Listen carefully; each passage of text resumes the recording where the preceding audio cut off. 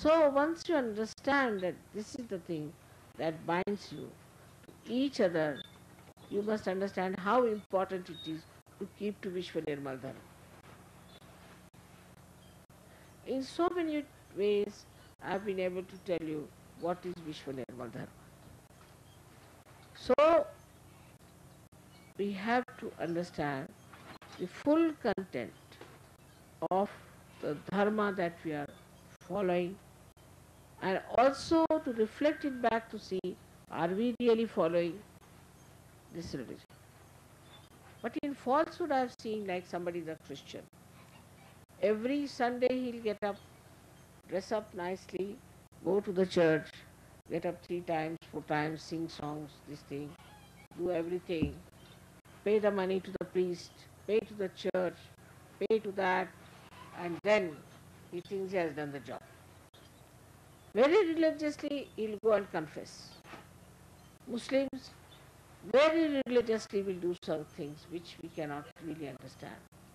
As in, I was told that people try to crucify themselves as a drama, of course, but they do it just to protect Christianity, I think, and to crucify God knows what.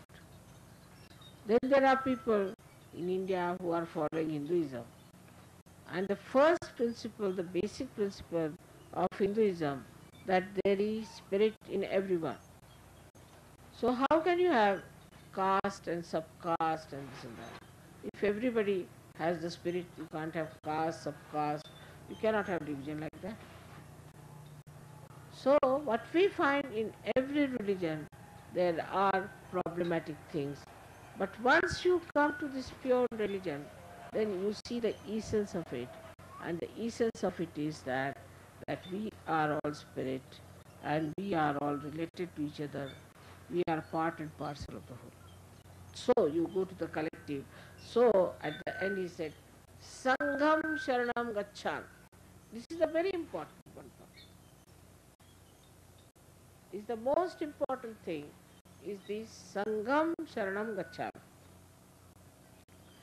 For example, we say that you surrender yourself to collectivity. What does that mean? What does that entail? As I was talking to your leaders here, I said all of you should form one collective unit, the Sangham. All the leaders have to know that they love Mother from their heart, and they should never try to cut each other because somebody is trying to tell them against them.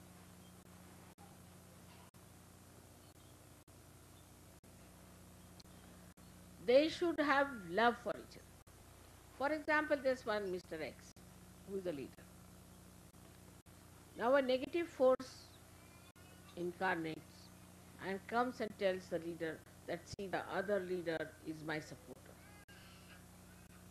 So this fellow has a bad feeling, the another leader has another bad feeling. This is going against Sangha. First the Sangha of the collectivity of the leaders has to be fully appreciated. I enjoy the way when all these leaders meet and beat each other nicely and enjoy each other, pull each other's legs and love each other and patronize the younger ones and look after. That's the beginning of Sangha. If the leaders are not in Sangha, what other Sangha we can form? So the first Sangha of the leaders is there. All those who try to break that Sangha must know that they are negative people and they are going to stab us. Anybody who tries that, we should be very careful. The second Sangha, collectivity, is among the surgeons. Now we are not, as I told you, Indians, or we are not English or Americans or anything. So we should not form groups. What you will find always, if there are 5 Americans, they'll stick on to each other as if they have been glued and they can't move away from each other. All of them will be together. If there are Indians, they'll stick on together. If there are other kind, they'll all stick on together. Now we are no more that. It's finished. So what is there to glue to each other? But it happens. We always glue to each other. I don't know why. What is the need to do that? And very commonly we see that in India people are behaving in a very funny manner. Last year I did not know, but people told me that some group came and they were all the time saying, "We are great nation, we are great nation." They are not so yogis. Our nation is kingdom of God, and our king is God Almighty. And we have no other king and no other nation.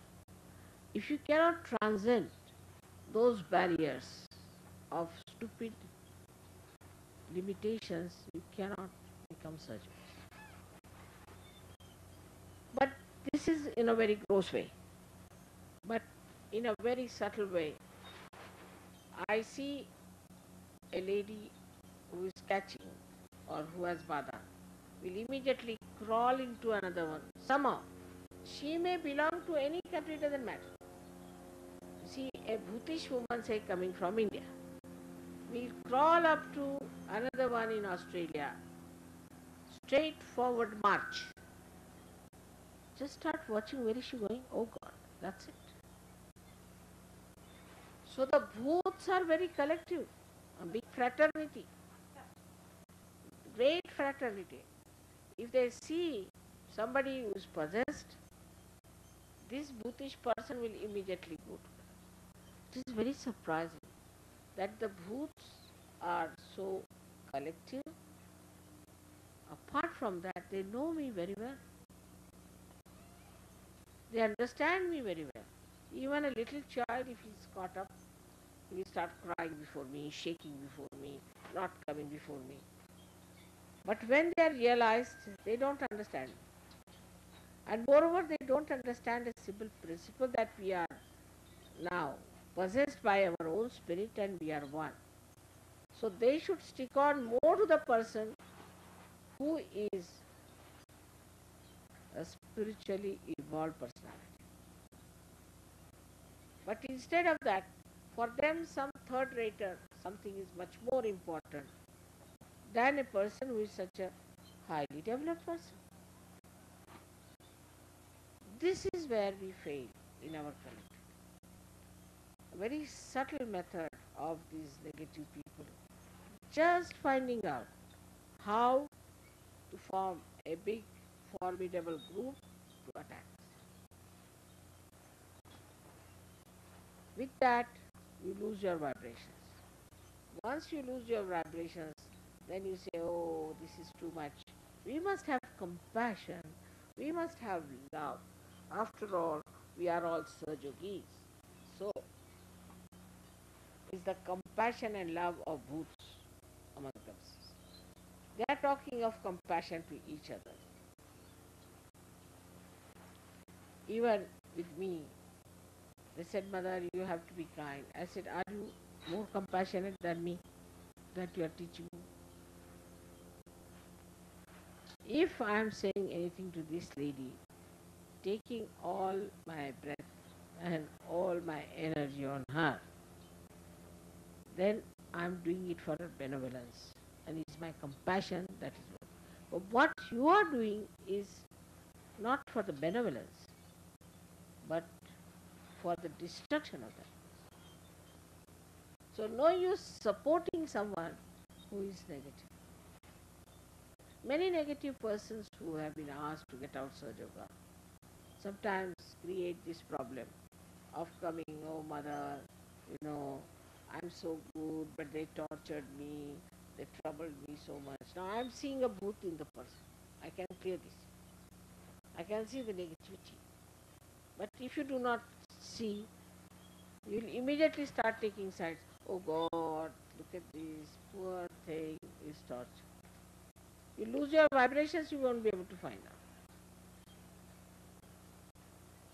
So don't come under the spell of these murmuring souls as Christ has called. He said murmuring souls are the greatest danger. That I have seen in Sahaja. Those who murmur, talk at the back, go on complaining, are the greatest danger to Sahaja Yoga and ultimately to themselves, because they will be found out. So this is the another situation into which we are not collective. And when we are collective for something which is not ascending force. It is something surprising. How we see people in this world are inviting their destruction, and we too, in a way, when we don't understand what is collectivity, try to destroy our body of surgeons. Today I am telling you this because all these things must be stopped now on the day of Buddha's birth. Buddha is the one who is in charge of your ego. If you go beyond Buddha and start showing off too much, then he pushes your ego into your left Vishuddhi. So you develop your left Vishuddhi. And when you develop your left Vishuddhi, what happens? That you start feeling guilty, meaning you do not want to face the situation at all, but you say, oh, I am very guilty, man. I have killed you, all right. I have killed you. I am feeling guilty. We never face the situation. This is the ego which goes into the left and creates this problem of left Vishuddhi. It's not by any chance your style of bearing up things or you are being suppressed. But no, you have been oppressing others, you have been egoistical, and it has been so much that it has gone into the left Vishuddhi.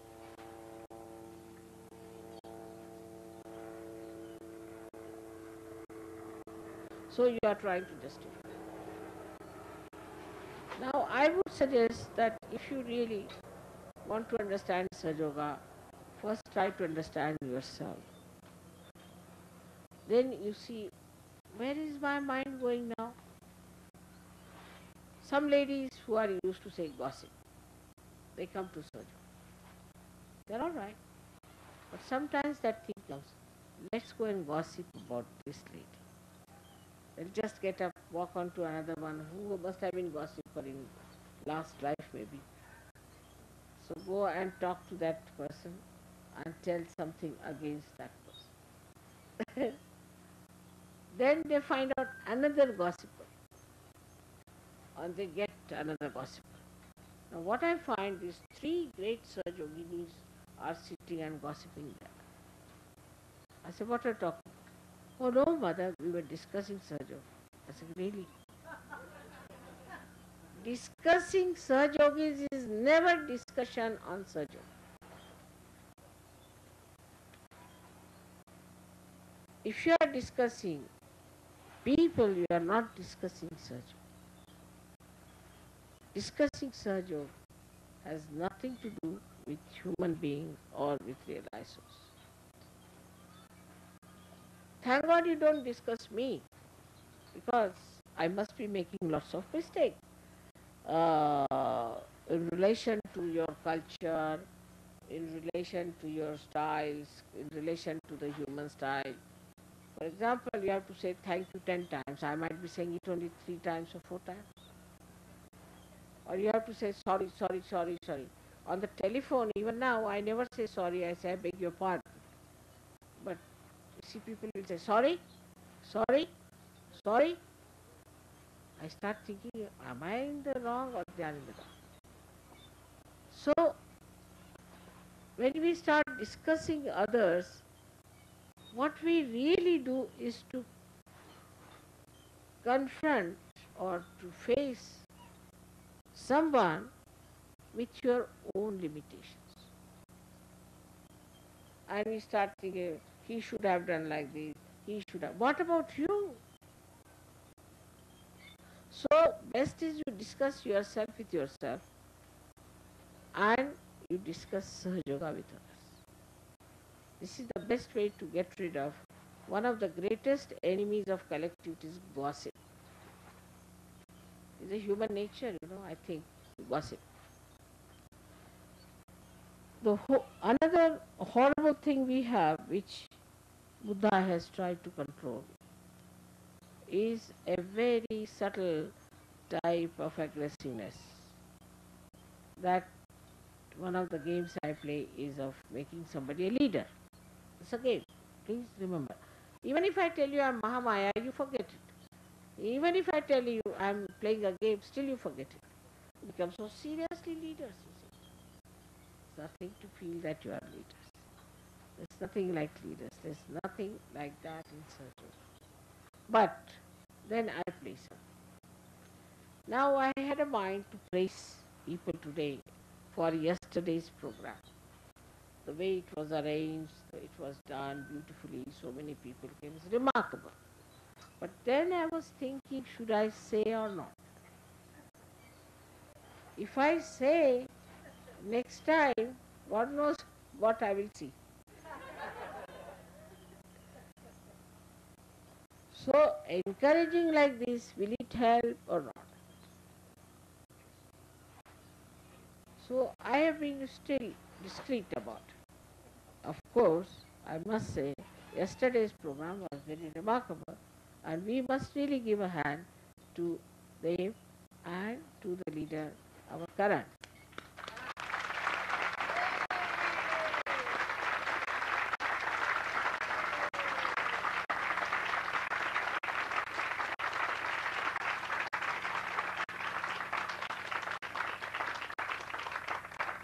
Despite all stupid opposition and nonsense, they have shown how they have brought in so many people to Surge Yoga and how with complete concentration they have been able to establish so many in Surge Yoga.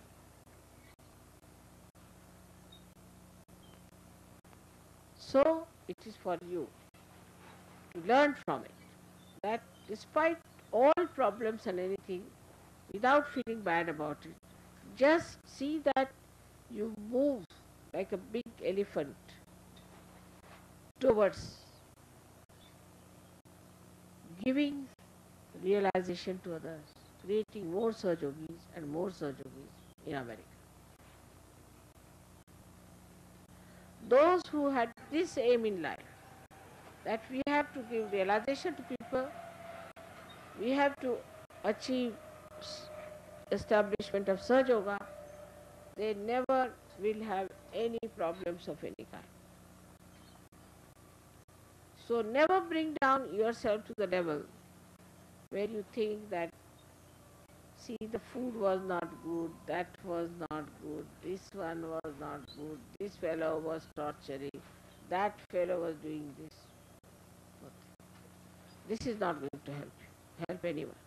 Not going to give you any marks, as they say. After all, if you have to enter into the kingdom of God, one has to know that you have to have certain marks. Otherwise, God will say you failed. And you'll be surprised why the entrance is not allowed.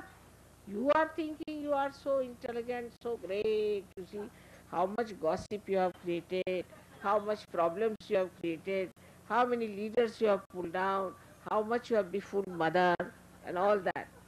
And there suddenly you find I failed. What has happened? So don't deceive yourself. Self is the spirit. Don't deceive yourself.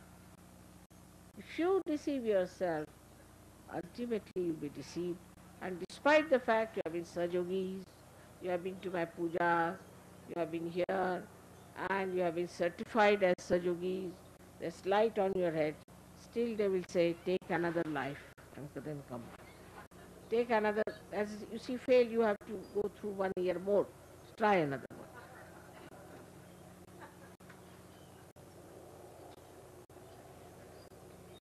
So the easiest way to be a good surgeon is not to deceive yourself. Watch yourself. Where is this mind going? What am I thinking? What is my mind working now?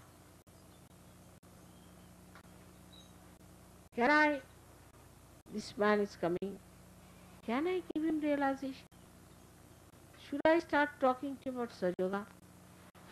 Sitting in the train, watch a person. This is all right. Let's manage this fellow. All the time, you have to catch human beings like fishes are caught. I have taught you how to do it. To go on catching them one by one and create a greater collectivity. If your attention is on that,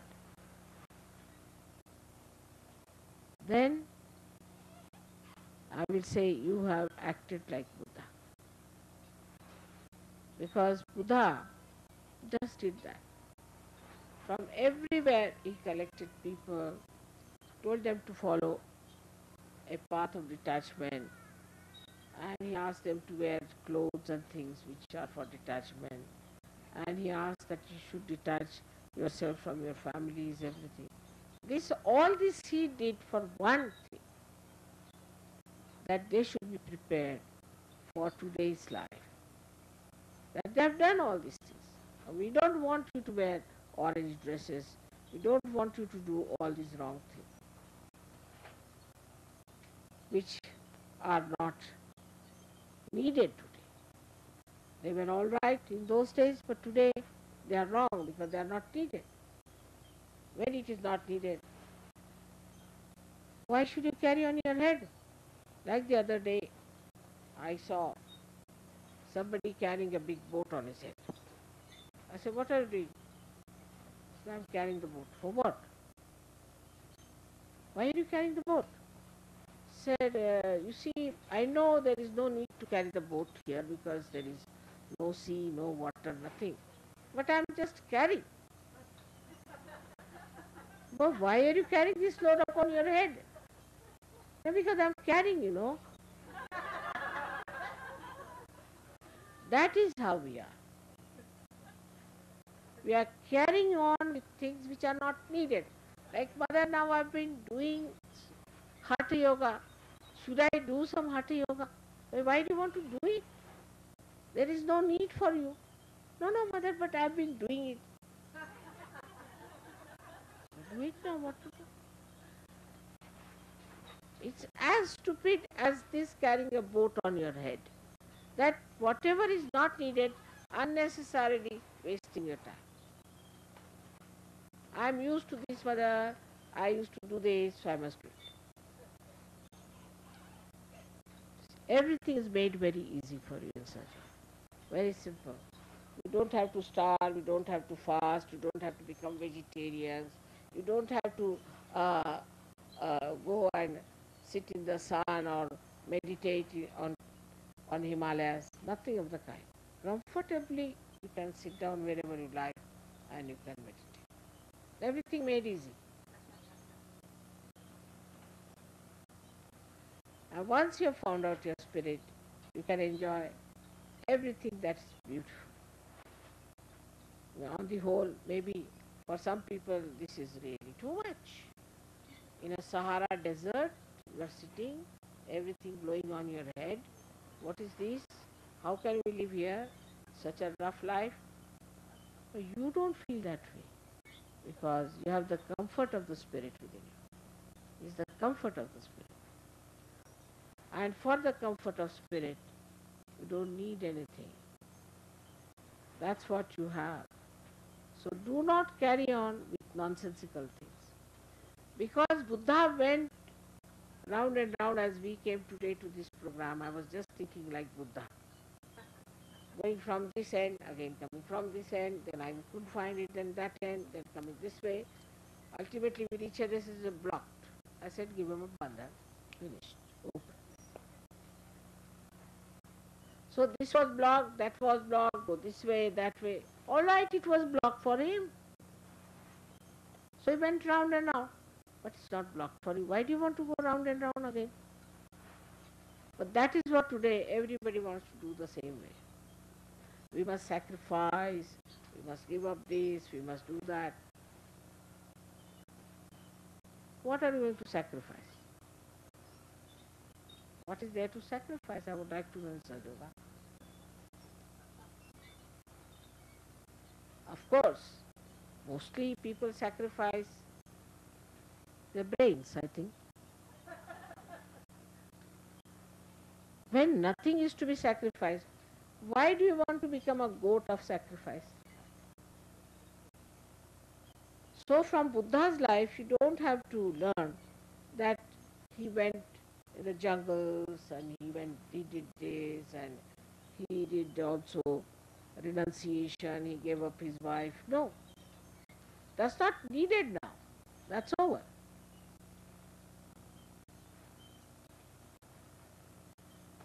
This is where we fail and we cannot explain to people that those who say, but we must have renunciation. Renunciation we have from within, like the sand as I told. Detachment we have from within. But this is compassion. Pure compassion is the most detached. Is the most detached thing is the pure compassion. Or anything pure is pure because it is detached. It's a proper mathematics. Anything that is pure has to be detached. If it is attached, it is contaminated. See the logic? Absolute mathematics is there. If you have pure love, then you are detached. Now supposing you love mother, alright, take that. Now you have, say, pure love for her. Then you won't get angry if I don't come to your house. You won't feel disappointed if I can't sit in your car. You won't feel unhappy because I could not touch your sari. No. Because I just love mother. Finished. It ends up there. Just pure love. Of course, I know these weaknesses, so I try to please you. All right, all right. But actually, if you really love me, it's all right. I love her. And she loves me. Finished. Whether she comes to my house or not, whether she gives me a present or not, whether she pats me or not, whether I can see her or not, whether I can meet her or not, makes no difference. I love. That's the purity of love. Where there's no expectation of any kind, except that I love, and that love is the ocean of enjoyment and the ocean of bliss. Finished. It's the easiest thing to do, is to love. Just love.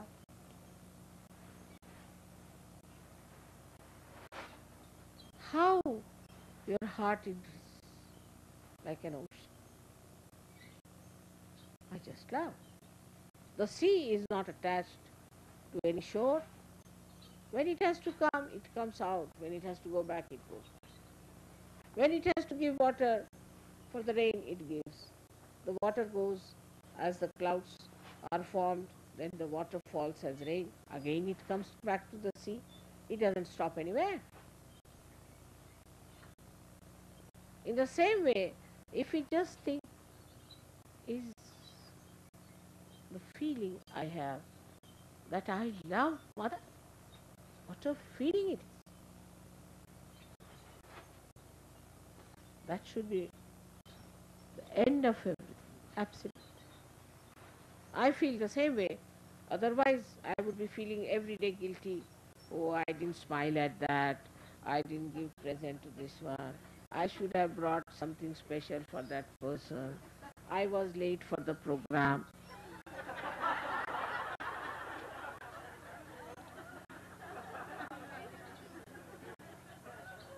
But I don't feel guilty because it's all managed. If I had come earlier, all these hecklers would have been there to trouble us. So all the horrible people disappeared and we had the right people. Then I sat down through. I didn't say I'm going back. There is no need to be nervous. If mother is late, there must be some plan. If she is early, there must be some plan. If she is going by this plane and not by the other, there must be some plan. Not to doubt it. If she is doing something, must be some plan. You know, mother has her own plans. It's a nice idea to think like that. She has her own plans. Once you start feeling that way, such security and such beautiful peace will spread in your being, and you will be quite satisfied. Now everybody brings food for me. Look at that. When I see that, I get a fried baba.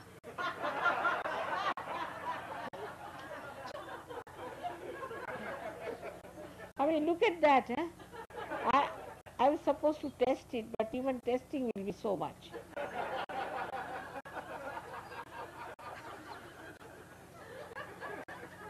But I have to eat. Because if I don't touch one of them, then they will think, why didn't mother touch? Must be something.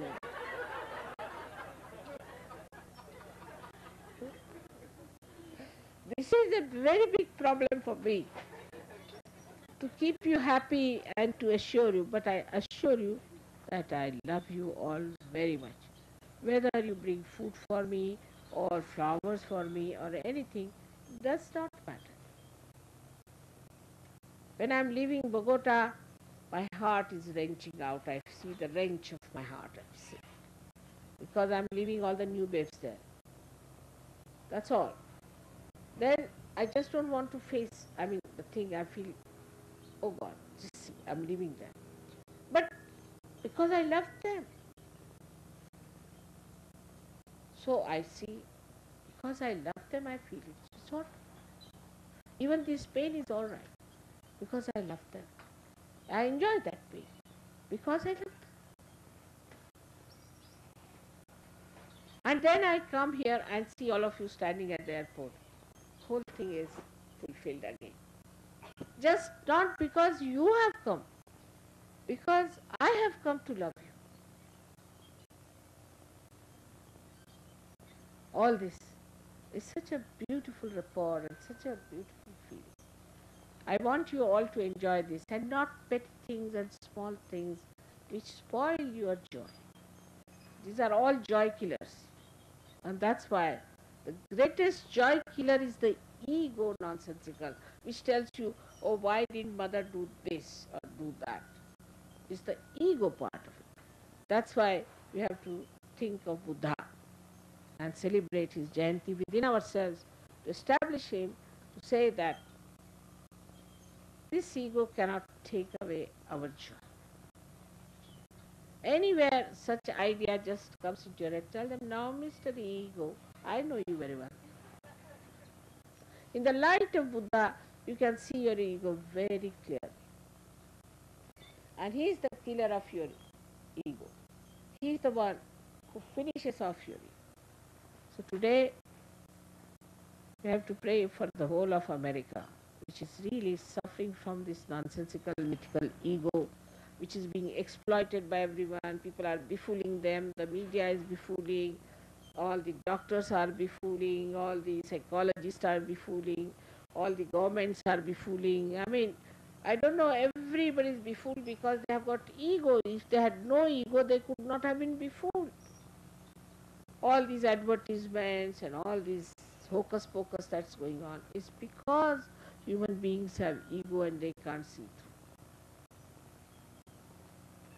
So we have to say, Mother, please take away this curse of ego from Americans and America. That's why it is nice today we have this Buddha puja.